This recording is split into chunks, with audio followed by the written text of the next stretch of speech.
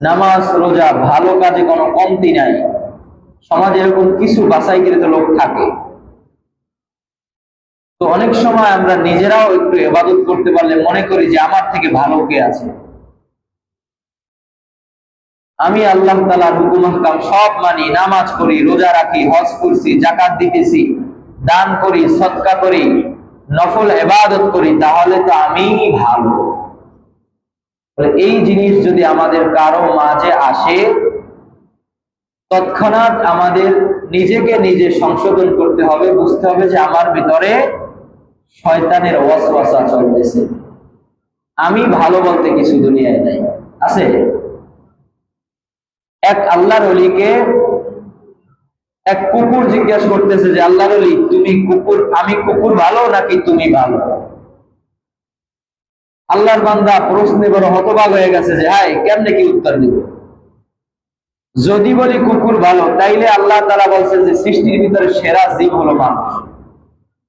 আর যদি কই আমি ভালো, আমি যদি ঈমান নিয়ে না যাইতে পারি, তাইলেও আমি ভালো কেমনে হয়ে যাব? কোরআনে তো সেখানেও বলছে যে ঈমান হারা হইয়া যদি যায়, ঈমান হারা ব্যক্তি চতুষ্পদ জীবজন্তুর থেকেও বেশি খারাপ। নিকৃষ্ট। তারপর সে ভাইবা চিন্তা উত্তর দিতেছে, বলে আমি যদি ঈমান নিয়ে দুনিয়া থেকে কবরে যাইতে পারি, তাহলে তুমি কুকুরের থেকে আমি ভালো। আর যদি আমি ঈমান হারা হয়ে যাই, তাহলে তুমি কুকুর আমার থেকে ভালো। এজন্য ইবাদত করতে পারা এটা আল্লাহ তাআলার একটা রহমত। এটা আমরা করব, চেষ্টা করব, আরো ইবাদত বাড়ায় দিব এবং নিজেকে নিজে এটা মনে করব যে আমার থেকে দুর্বল, কম ইবাদতকারী মনে হয় আর নাই। গোপনে গোপনে বিভিন্ন মানুষ বিভিন্ন দান সদকা করতেছে, আমি জানি না। কোরআন অনেকের 2, 4, 5, 10 খতম হয়ে গেছে, আমার এক খতম হয় নাই। প্রতিদিন এমনও মানুষ আছে প্রতিদিন তাহাজ্জুদ করতেছে, কিন্তু আমি তাহাজ্জুদ করতে পারি না। দান সদকা প্রতিদিন কম হোক বেশি করতেছি, কিন্তু আমি করতে পারতেছি না। আমি সবসময় মিলাবো আমাকে এরকম ভাবে যে আমি নিচু আছি, আমাকে আরো বাড়ায় দিতে হবে। আমি দান করতেছি, আমাকে আরো বাড়ায় দিতে হবে। আমি ইবাদত করতেছি, আমার আরো 2 রাকাত বাড়াইতে হবে। আমি আজকে নফল নামাজ 10 রাকাত করছি, আমি চেষ্টা করব কালকে যাতে আমার নফল নামাজ আরো 2 রাকাত বাড়ে। তাহলে আশা করা যায় আমাদের প্রত্যেকেরই ভবিষ্যৎ সুন্দর হবে।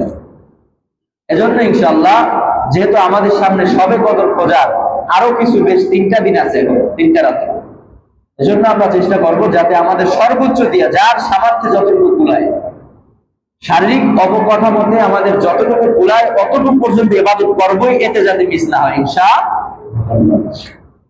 আর বিশেষ করে আমাদের যারা দুনিয়ার সব ধরনের কাজ কাম বাদ দিয়া ইতিকাফে বসছে, আল্লাহ তাআলা তাদের ইতিকাফও যাতে কবুল করেন এবং তাদের সাথে সাথে আমাদেরকেও যাতে কবুল করেন। এজন্য সকলে বলুন আমিন। এজন্য তাদের উচিলায় তারা যদি ভালো কাজ করতেছে, আল্লাহ তাআলা আমাদেরকেও যাতে তাদের মধ্যে শামিল করে নেয়, নেকের মধ্যে আমাদেরকেও যাতে শামিল করে নেয়। একে একে করে আমাদের থেকে রমজান চলে যাইতেছে। রমজান মাসের ভিতরে শ্রেষ্ঠ মাস,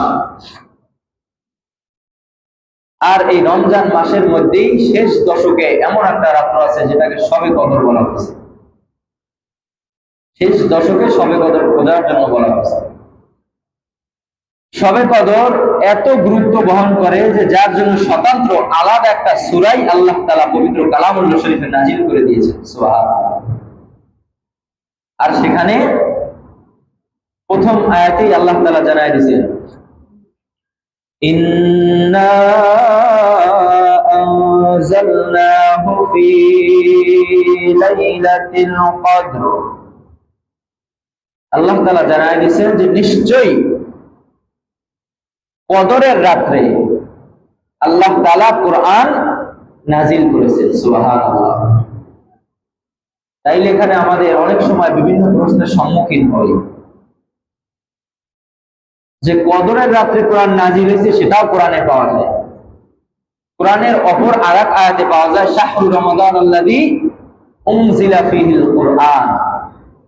অন্য এক জায়গায় কোরআনে পাওয়া যায় যে রমজান মাসে কোরআন নাজিল হয়েছে। আবার হাদিসে পাওয়া যায় যে কোরআন আস্তে আস্তে আস্তে আস্তে কইরা পুরা আল্লাহর রাসূলের নবুয়তি জিন্দেগি 23 বছরে নাজিল হয়েছে। তাইলে কথা 3টা কেমন ছিল ভিন্ন ভিন্ন হয়ে গেল। এদিকে হাদিসে পাওয়া যায় 23 বছর বয়সে কোরআন নাজিল হয়েছে। কোরআনে এক জায়গায় পাওয়া যায় রমজান মাসে নাজিল করছে, আরেক জায়গায় পাওয়া যায় কদরের রাত্রে নাজিল করছে। কথা তিনটা তিন রকমের মনে হলেও কথা তিনটা একই। কোরআন আসমান থেকে দুইবার নাজিল হয়েছে। একবার পুরা কোরআন আসমান থেকে দুনিয়ার আকাশে নাজিল হয়েছে, আর সেখান থেকে আমাদের যেমন যখন যা প্রয়োজন হইতো বলে অল্প অল্প অল্প অল্প করে আল্লাহ রাসূলের কাছে নাজিল হয়েছে। তাইলে 23 বছর আর রমজান আর শবে কদর এই দুইটা বাকি রইল, একটা মিলে গেছে। যে দুনিয়ার আসমানে আল্লাহ তাআলা একবার পাঠাইছেন, সেখান থেকে ধীরে ধীরে ধীরে ধীরে আল্লাহ রাসূলের উপর নাজিল করছেন। তাইলে আমাদের এখন দুইটা কথা একটু বেমিল হয়ে যায়, যে রমজান মাসে আর শবে কদরে, তাইলে দুইটাই একসাথে কেমনে নাজিল হয়? এখানে শবে কদর, কদরের রাত্র, এটা কি রমজানের বাহিরে না ভিতরে? ভিতরে। তাইলে যদি এরকম হয় রমজান মাসের শবে কদরের রাত্রে কোরআন নাজিল হয়েছে, তাইলে এর কোনো কথা দ্বিমত আছে? থাকে না। তাইলে কোরআন দুই ভাবে নাজিল হয়েছে। রমজান মাসের শবে কদরে আল্লাহ তাআলা দুনিয়ার আসমানে প্রথম আসমানে নাজিল করেছেন এককালীন, আর সেখান থেকে ধীরে ধীরে ধীরে ধীরে আল্লাহ তাআলার প্রিয় হাবিবের উপর প্রয়োজন মাফিক আল্লাহ তাআলা নাজিল করেছেন। তাহলে আর কোনো আপত্তি নাই, কথার কোনো দ্বিমত নাই। দুই কথা না, এক কথাই, কিন্তু আমাদের বুঝতে একটু অনেক সময় লাগে। তাইলে কোরআন রমজান মাসে শবে কদরে নাজিল হয়েছে, এটা আমরা পাই না।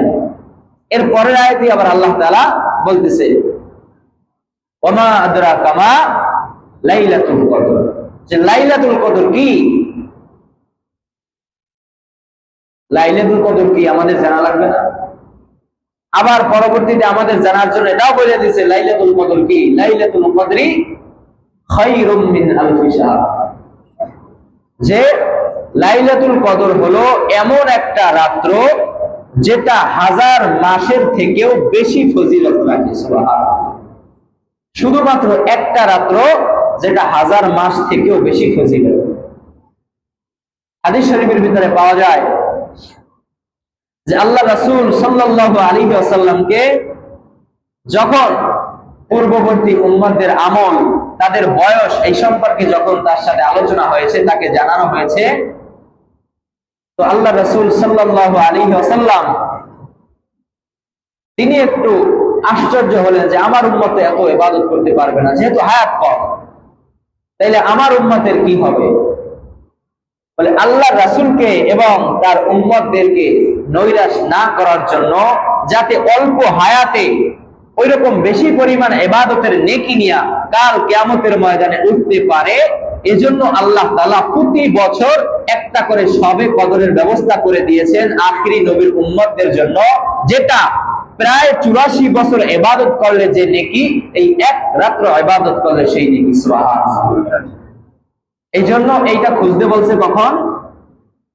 হাদিস শরীফের ভিতরে আছে যে এই রাত্রিটা খুঁজতে বলছে শেষ দশকের বিজোড় রাত্রিগুলায়, শেষ দশকের বিজোড় রাত্রিগুলায়।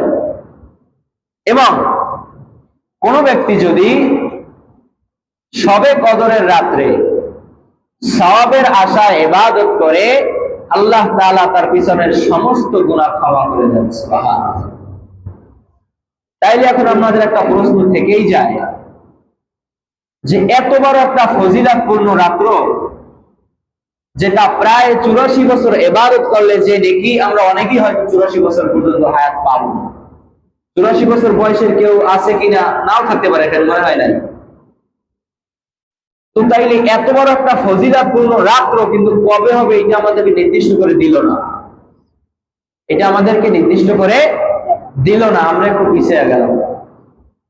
এই বিষয়টা হাদিসে পাওয়া যায় যে একবার আল্লাহ রাসূল সাল্লাল্লাহু আলাইহি ওয়াসাল্লামকে শবে কদরের নির্দিষ্ট তারিখ জানানো হয়েছে। তিনি বের হয়েছেন তার সাহাবাদেরকে জানিয়ে দিবেন যে শবে কদর কখন, কিভাবে, কি ইবাদত করবে। যখন বের হয়েছেন এই উদ্দেশ্যে, সামনে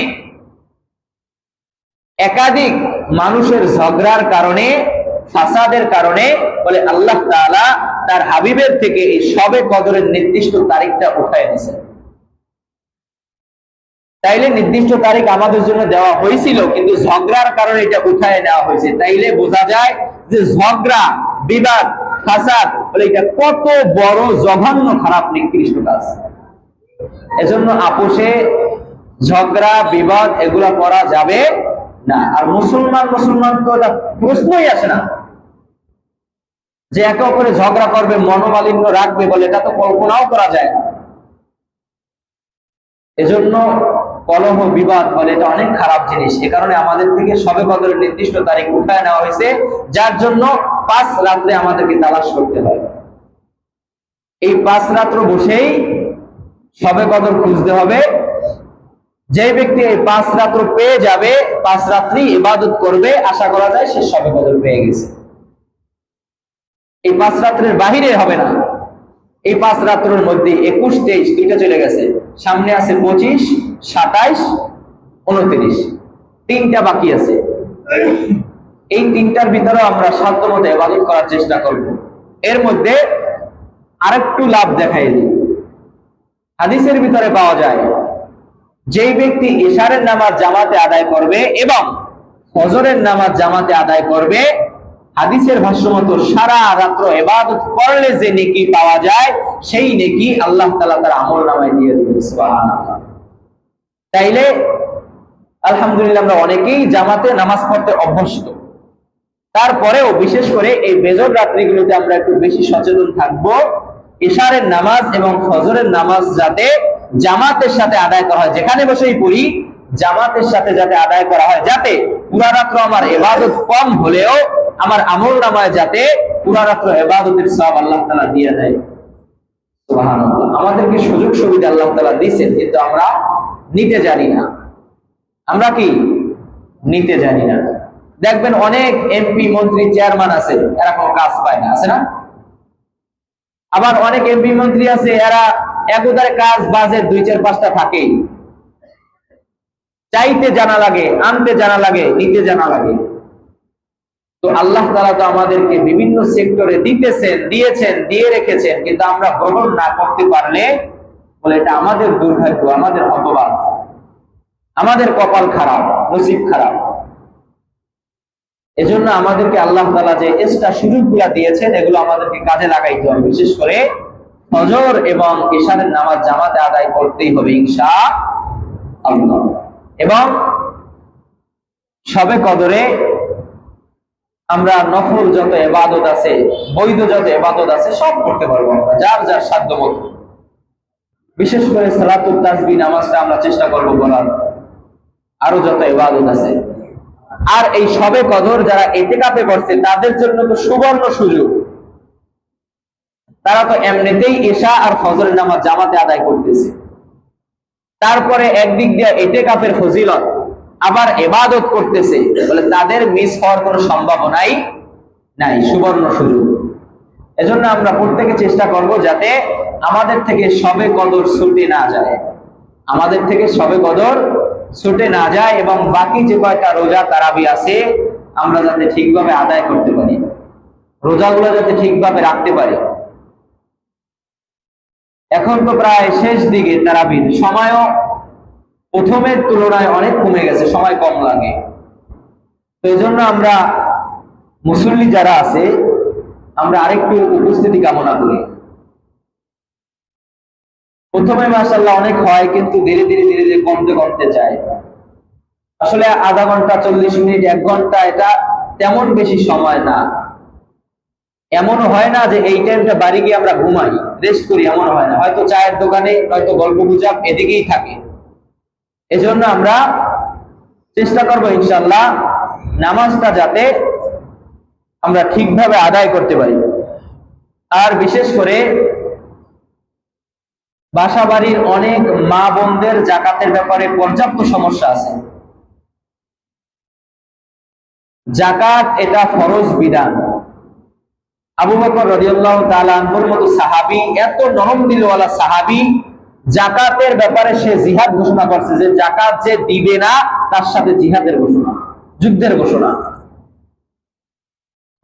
যদি কোনো ব্যক্তির উপর যাকাত হয় আর সে যদি যাকাত না দেয়, এই অবস্থায় দুনিয়া থেকে চলে যায়, আমি জানি না তার ব্যাপারে আল্লাহ কি ফয়সালা করবেন, কিন্তু কোরআন হাদিসের বিধান মতো সে জাহান্নামী। সে ফরজ বিধান না মানার কারণে পর্যাপ্ত সময় যদি তার ঈমান থাকে, এক সময় হয়তো ঈমানের কারণে জান্নাতে যাবে, কিন্তু এই যাকাত বিধান পালন না করার কারণে জাহান্নামে তাকে যেতে হবে, শাস্তি ভোগ করবে। আল্লাহ চাইলে হয়তো আবার জান্নাতে যাবে। যত ছোট মনে করি যাকাত তত ছোট না। নামাজ যেভাবে গুরুত্ব রাখে, যেভাবে ফরজ, যাকাতও কোনো অঙ্কে কম গুরুত্ব রাখে না। এজন্য আমরা অনেক পুরুষেরা হয়তো হিসাব করে যাকাত দেই, কিন্তু মহিলাদের ব্যাপারে, যাকাতের ব্যাপারে আমার সাথে অনেকের সাথে যোগাযোগ হয়েছে, আমি অনেককে হিসাব করেও দিয়েছি। বিশেষ করে মহিলারা একটু যাকাতের ব্যাপারে পিছিয়ে বলতে আমার মা বোনেরা দিতে চায়, কিন্তু হিসাব করতে না পারার কারণে মনে করে হয়তো আমার উপর যাকাত আসে নাই, যার কারণে যাকাত দেওয়া হয় না, কিন্তু তাদেরও দেওয়ার মন মানসিকতা আছে। দান সৎকার ব্যাপারে মা বোনেরা অনেক আগানো, এটা আমি ভালো করেই জানি। এই জন্য সংক্ষেপে যাকাতের হিসাবটা আমরা সংক্ষেপে বুঝবো। মৌলিক ভাবে 4 মালের উপর যাকাত আসে। কয় মাল? নগদ টাকা, ব্যবসায়িক মাল, স্বর্ণ, রূপা। কয় প্রকার? 4 প্রকার। স্বর্ণ, রূপা, নগদ টাকা, ব্যবসার মাল। প্রথমে আমার দেখতে হবে 4 কোয়ালিটির মালের ভিতরে আমার কোন কোন প্রকারের মাল আছে, সম্পদ আছে। হইতে পারে কোন ব্যক্তির 4 প্রকারের সম্পদ অল্প অল্প হইতে পারে, কারো 2 প্রকারের আছে, কারো 1 প্রকারের আছে, বিভিন্ন প্রকারের থাকতে পারে। যদি কারো কাছে শুধু 1 প্রকারের সম্পদ আছে, 1 প্রকার, এই 4 প্রকার থেকে যে কোনো প্রকার হইতে পারে, শুধু স্বর্ণ আছে, অথবা শুধু রূপা আছে, অথবা শুধু নগদ টাকা, অথবা শুধু ব্যবসার পণ্য, 4 প্রকারের যে কোনো 1 প্রকার আছে, তাহলে যদি শুধু স্বর্ণ থাকে, স্বর্ণের সাথে কোনো রূপা নাই, নগদ টাকা নাই, ব্যবসার মাল নাই, তাহলে তাকে 7.5 ভরি রূপা স্বর্ণ যখন হবে, 7.5 ভরি হওয়ার পর থেকে তার যাকাত শুরু। শুধু 1 প্রকারের মাল, অন্য কোনো মাল তার সাথে অ্যাড হয় নাই।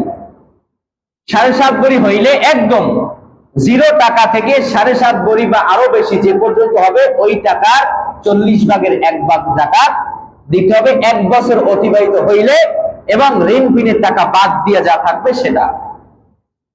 তাহলে সংক্ষেপে আমি দেখাই, এখন বর্তমানে মনে হয় স্বর্ণের ভরি 2,70,000 না, 2,70,000। তো আপনার স্বর্ণের টাকাটা আপনি হিসাব করবেন যে আপনার ভরি হিসাবে আপনার কত টাকা আসে। 1 লাখ টাকায় শুধু 2,500 টাকা। 1 লাখ টাকায় কয় টাকা? শুধু 2,500। একদম 1 লাখ টাকা যার কাছে আছে, সে 2,500 টাকা যাকাত দিতে এটা কোনো কিছু মনে হয়? মনে হয় না। 1 লাখ টাকায় 2,500 টাকা, আপনি পুরো সম্পত্তি মোট হিসাব করে লাখে 2,500 হিসাব করবেন, তাইলে 40 ভাগের 1 ভাগ হয়ে যায়। তাইলে আমরা একটা বুঝলাম যে শুধু যদি স্বর্ণ থাকে তাহলে 7.5 ভরি হলে যাকাত, এর নিচে থাকলে যাকাত নাই। কিন্তু কোন ব্যক্তির একটু রূপা আছে, আধা ভরি স্বর্ণ আছে, 1 ভরিও না, কয় ভরি? আধা ভরি স্বর্ণ, বা আরো কমাই দেন। রূপার ভরি কত? 1,500 2,000 এরকম মনে হয়, ধরলাম 2,000। তাইলে রূপার ভরি 2,000 হইলে 52.5 ভরি রূপার দাম 1,02,4,5,000 টাকা হয়তো আসে। তাইলে রূপার দাম হিসাবে 1,10,000 টাকায় একজন ব্যক্তির উপর যাকাত আসে। এখন ধরেন কোন ব্যক্তির 1 চিমটি, ধরেন 1 আনা রূপা আছে, আর 1 ভরির 3 ভাগের 1 ভাগ স্বর্ণ আছে। 1 ভরির 3 ভাগের 1 ভাগে কয় আনা হয়?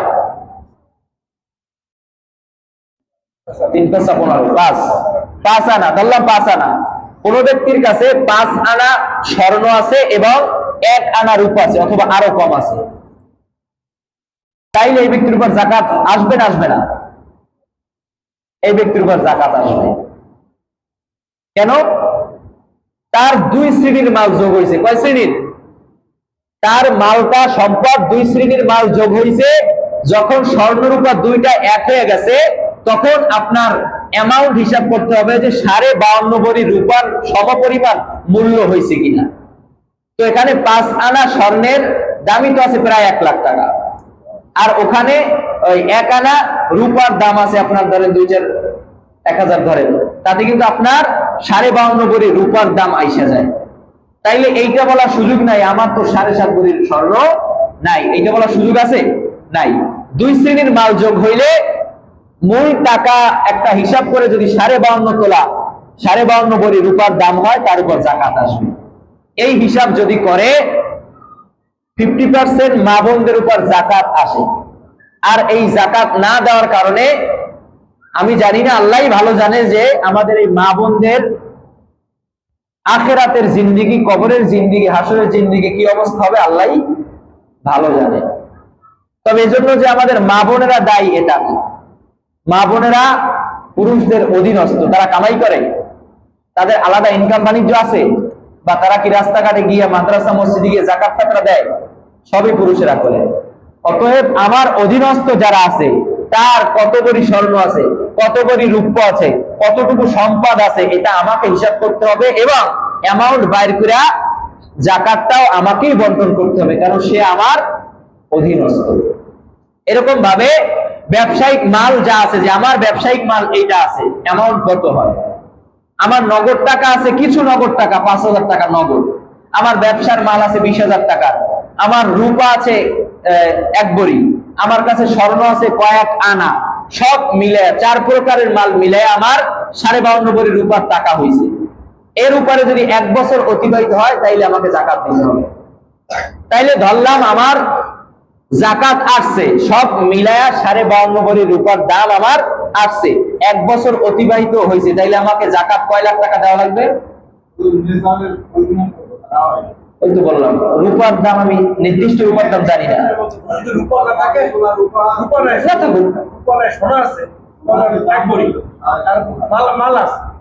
এখন এখানে তো আমি বললাম, এখানে মূল হিসাব হচ্ছে গিয়া ব্যবহারের মালের উপর যাকাত আসে না।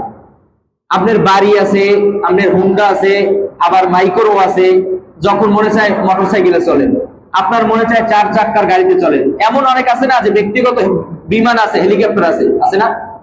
এগুলা হচ্ছে গিয়া ব্যক্তিগত মাল, প্রয়োজনীয় জিনিস, এর উপরে যাকাত আসে না। অনেকের আছে কানিতে কানির জায়গা জমি আছে, আছে না? তাহলে কি জায়গা জমির উপর যাকাত আছে? নাই। এইটাকে ভালোভাবে বুঝতে হবে। আমাদের যাকাত হলো 4 শ্রেণীর মাল মৌলিকভাবে, আরো আছে, সেগুলো আমাদের দেশে নাই। আরবে মরুভূমিতে এরা গরু ছাগল উট পালে, এক একজনের 100 200 300। এটা পালে কেমনে? মরুভূমিতে ছাইড়া দেয়, 6 মাস 8 মাস পর যাইয়ে দেখে যে 10 12 20টা বাচ্চা হয়ে গেছে, এর মধ্যে আর কোনো খবর নেয় না, যেটা ছাইমা কয়, ছাইড়ে পালে। আমাদের দেশে আছে এরকম? আমাদের দেশে নাই। এই জন্য মৌলিকভাবে 4 প্রকারের মালের উপর আমাদের দেশে যাকাত আসে।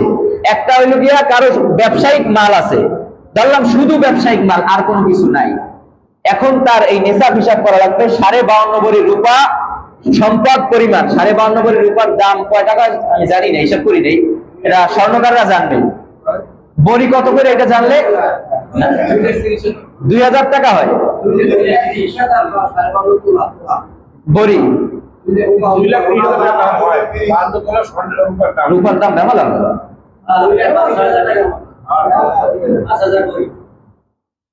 5,000 হইতে পারে, বাকি জানি না, বাকি এত হওয়ার কথা না। রূপা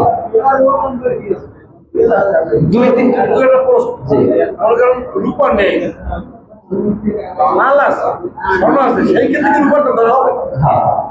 এটা আমাদের মাযহাবে নিসাব হলো 52.5 ভরি রূপা, অথবা এর সম পরিমাণ মূল্য যদি কারো থাকে তার উপর যাকাত খরচ। এই আর যদি একক মাল থাকে তাইলে 7.5 ভরি স্বর্ণ। তাছাড়া ব্যবসার মালটাও 52.5 ভরি রূপার মূল্য হইলেই যাকাত দিতে হবে। আপনার নগদ টাকাটাও যদি 52.5 ভরি রূপার মূল্য হয়, 1 বছর অতিবাহিত হয়, তাইলে যাকাত দিতে হবে। এখানে আরেকটু সহজ করে দিই, অনেকে আছে দেনা পাওনা আছে না, অনেকের কাছে ব্যক্তিগত, যে আমার কাছে এখন বর্তমানে অ্যামাউন্ট আছে 20 লাখ, আমার কাছে মান সে পায় 19,50,000, তাইলে আমি মালিক কয় টাকা? 50,000। তাহলে 50,000 উপর যাকাত আসবে? আসবে না। আমার কাছে দেনা পাওনা ওইটা হিসাব করে কাইটা বাদ, আগে আমার কাছে যে যা পাবে ওইটা বাদ দিয়া তারপরে আমার যে সম্পদ আছে 4 প্রকারের সম্পদের মধ্যে ওই সম্পদটা 1 বছর অতিবাহিত হইলেই তখন যাকাত। তো সম্পদ অনেকেরই এমন আছে যে 1 বছর অতিবাহিত হয় না, তাইলে যাকাত আসবে না। এজন্য 4 শ্রেণীর মাল হইলে হিসাব করতে হবে আলাদা আলাদা। শুধু স্বর্ণ থাকলে তাইলে 7.5 ভরি পর্যন্ত যাইতে হবে, আর না হলে বাকি 3 শ্রেণীর মালেই 52 52.5 ভরির উপর হিসাব করতে হবে। তাইলে যদি যাকাত আমরা দিয়া দিই, যাকাতে আমাদের মাল পবিত্র করে, মাল বাড়ায়া দেয়। যাকাতে কি করে? মাল বাড়ায়া দেয়, সম্পদ আরো বাড়ায়া দেয়। যারা সম্পদ বাড়াইতে চায় হালাল ভাবে আল্লাহর রাজি খুশি চিত্রে, সে যেন অবশ্যই যাকাত দেয়। যাকাত দিলে আল্লাহ তাআলা তারে কখনো কি করেন না? ঠগান না। আর যদি যাকাত কেউ না দেয়, তার ব্যাপারে ফয়সালা কি? পবিত্র কালামুল্লাহ শরীফে আল্লাহ তাআলা জানায় দেয় সূরা তাওবার 33-34 নম্বর আয়াত। আল্লাহ তাআলা বলেন, والذين يكنزون الذهب والفضة ولا ينفقونها في سبيل الله। ওই সমস্ত লোক যাদেরকে আল্লাহ তাআলা স্বর্ণ রূপা এগুলা দান করেছেন, অথবা অন্য জিনিস যাকাতের আসবাবপত্র আল্লাহ তাআলা দান করেছেন, ওয়ালা ইউনফিকুনাহা ফি সাবিলিল্লাহ, যাকাতের অর্থ আল্লাহ তাআলা তাকে দিয়েছেন, যাকাত দেওয়ার মতো সামর্থ্যবান বানিয়েছেন, কিন্তু ওই ব্যক্তি যাকাত দেয় না, আল্লাহর রাস্তায় যাকাত দেয় না, ফাবাশশিরহুম বিআযাবিন আলীম, আল্লাহ তাআলা বলতেছেন তাকে কঠিন আযাবের সুসংবাদ দেবে। কিসের সুসংবাদ দিতে বলছে? আযাবের। আমরা অনেক সময় আমাদের সন্তানেরা একটু দুষ্টামি করলে বা কোনো অন্যায় করলে কি বলি? আজকে তুমি আও, তোমার মজা দেখাবো। আমি মজা কি দেখায়? এটা কি? এটা একটু ব্যঙ্গচিত্রে বলে যে তোমার আজকে খবর আছে। তো আল্লাহ তাআলা আমাদেরকে ওইরকম ভয়টা ওইভাবে দিয়েছে যে তাদের জন্য কঠিন আযাবের সুসংবাদ দেওয়া। যারা যাকাত যার উপর ধার্য হয়েছে, যাকাত সে দেয় নাই, এবং এরপরই বলতেছে ইয়াউমা ইউহমা আলাইহা ফি নারি জাহান্নাম ফাতুকওয়া বিহা, এবং আল্লাহ তাআলা বলতেছেন এই যে সম্পদ যে আল্লাহ তাআলা আমাকে আপনাকে দিয়েছেন, যেটার উপর যাকাত হয়েছিল কিন্তু আমরা যাকাত দিই নাই, কাল কিয়ামতের ময়দানে আমাদের এই সম্পদগুলো জাহান্নামের আগুনে পোড়ানো হবে। এই যে সম্পদ কামাই করতেছি, আমার আবার বলতেছি দিলেই কমে যাবে, 2000 টাকা যাকাত দিলেই কমবে, আমার আবার বলতেছি বলে এই সম্পদগুলা আগুনে পোড়ানো হবে, এবং জিবাহুহুম, এবং আমাদের কপালে দাগ দেওয়া হবে, এটা দিয়ে পোড়া দেওয়া হবে, সেক দেওয়া হবে, ওয়াজুনুবুহুম, আমাদের পার্শ্বে, ওয়াজুহুরুহুম, আমাদের পেটে, বলে এরকম ভাবে বিভিন্ন ভাবে পোড়ায়া পোড়ায়া সেক দেওয়া হবে, দাগ দেওয়া হবে, আযাব দেওয়া হবে, শাস্তি দেওয়া হবে। এবং হাযা মা কানাসতুম লিআনফুসিকুম ফাযুকু মা কুনতুম তাকনিজুন, এরকম ভাবে চলতে থাকবে যে আমাদেরকে আযাব দিয়ে একবার বলবে যে দুনিয়ায় তুমি যেটা জমা করে রাখছালা, বলে এইটাই তুমি এখন স্বাদ আস্বাদন করো, তোমার সম্পদের স্বাদ কি করো? আস্বাদন করো। বুখারী শরীফে পাওয়া যায়, হাদিস শরীফে আছে যে যারা যাকাত যার উপর ফরজ হয়েছে যাকাত দেয় নাই, কাল কিয়ামতের ময়দানে এই সব সম্পত্তি মিলে একটা টাকলা সাপ হবে, যে সাপের মাথায় কিছু থাকবে না, টাকলা সাপ হইয়া বলে তার এরকম ভাবে গলায় ঝুলাইয়া দেওয়া হবে, তারে ধ্বংসন করতে থাকবে, আর বলবে যে দুনিয়ায় আমার জমা করে রাখছো, কবরেও নিয়ে আইতে পারো নাই, তুমিও খাইয়ে আইতে পারো নাই, তাইলে এই মালটা থুইয়ে যেহেতু আছে, এটা তো নষ্ট হয় নাই, মাল নষ্ট হওয়ার জিনিস হয়ে গেলে তুমিও খাইতে পারো নাই, কবরেও নিয়ে আসতে পারো নাই, বলে আজকে সম্পদ আমি এই তোমার গলায় ঝুললাম, তোমারই আমি এটা একটু আদর করতেছি, ধ্বংসন করতেছি। এজন্য বিশেষ করে আমরা আমাদের যাদের উপর যাকাত আসছে, পুরুষ যারা আছি, হিসাব যারা করতে পারি হিসাব করব, আর যারা করতে না পারি ইনশাআল্লাহ আমার কাছে আসলেও আমি চেষ্টা করব হিসাব মিলিয়ে দেওয়ার। এবং বাসাবাড়ির মা বোনদের যাদের উপর যাকাত আসছে তারা ইনশাআল্লাহ আমরা যাকাত দিয়া দিব। রমজান মাসে দিলে ফজিলত বেশি, একে কমপক্ষে 170, একে কমপক্ষে কি 70, এজন্য আমরা রমজান মাসে দেওয়ার চেষ্টা করব ইনশাআল্লাহ। এবছর আমাদের সরকারিভাবে এবং বাইতুল মোকাররমের খতিব ইসলামী ফাউন্ডেশন থেকে বিভিন্ন ভাবে কওমি মাদ্রাসায় যাকাতের একটা অংশ দেওয়ার জন্য অনুরোধ জানাইছে। এজন্য যারা সম্ভব ইনশাআল্লাহ আমরা দেওয়ার চেষ্টা করব। আর জাকাত আমরা দিব 40 ভাগের 1 ভাগ, 2.5%, অথবা 2.5% বলতে 100%-এর 2.5%। আর জাকাত কাদেরকে বিশেষ করে দেওয়া যাবে না? 1 নাম্বার হলো ধনী, বাবা, মা, দাদা, দাদি, ছেলে, মেয়ে, নাতি, নাতনি, স্বামী, স্ত্রী, এরা একে অপরের জাকাত দিতে পারবে না। যদি কারো এমন থাকে যে আমার ভাই অসহায়, আমার আত্মীয় স্বজনের মধ্যে নিকটতম আত্মীয় অনেকে অসহায় আছেন এমন, তাইলে তাদেরকেও জাকাত দিতে পারবেন। তবে এখানে অনেকে প্রশ্ন করতে পারেন, হ্যাঁ তো জাকাত খায় না, আপনি কি বলার সময় জাকাত বলে দেবেন? আপনার ভাইরই আপনি সহজ সাহায্য করতেছেন, আপনার এক নিকটস্থ আত্মীয় আপনি সহজ সাহায্য করতেছেন, জাকাত বললে দিলে সবাই নিবে? জাকাত আপনার বলার দরকার নাই, এটা তো বলার বিষয় না। আপনার জাকাতের সম্পদ আপনি আলাদা করবেন, যে আমার এত টাকা জাকাত আসছে আমি আলাদা করলাম। অথবা আপনি যখন দিবেন যে আমার উপর এত জাকাত আসছে, আপনি দেওয়ার সময় যে এই 5,000 টাকা আমি জাকাত দিতেছি, আপনি আপনার আত্মীয় স্বজনকে হাদিয়ে বললেও দিতে পারেন, কোনো সমস্যা নাই। জাকাতের কথা বললে দিবেন না। জাকাতের কথা কি? কারণ তারে বললে সে কষ্ট পাইতে পারে। সবাই জাকাত শব্দটা স্বাচ্ছন্দ্য বোধ করে না, সবাই কি জাকাত শব্দটা স্বাচ্ছন্দ্য বোধ করে না। আর এই গুরুত্বপূর্ণ আলোচনা সবসময় আসে না, 2-1 মিনিট হলে সমস্যা নেই। রোজা খাওয়ার টেনশন তো নেই, আছে তো সময় আছে না। এই জন্য ইনশাল্লাহ জাকাতটা আমরা যথাযথভাবে যে যেখানে দিই, যার সাধ্য মতো পছন্দ মতো, মাদ্রাসায়, গরিব, দুঃখী সবাইকে দিতে পারবেন।